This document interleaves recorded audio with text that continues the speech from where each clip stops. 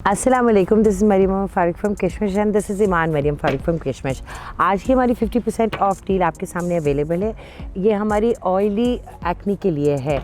इसमें हमारे 3 products available हैं। सबसे पहले आता है क्लैरिफाइंग टोनर, फिर आता है एक्नी फाइटर मास्क और फिर आता है एक्नी फाइटर जेल। ये एक ज़बरदस्त प्रोडक्ट है, हमने ख़ास तौर पे तैयार किया ऑयली स्किन के लिए, जिनको एक्नी हो रही होती है। एक्नी को बिल्कुल कंट्रोल करता है। इसकी एप्लीकेशन बहुत ही ज़्यादा सिंपल है।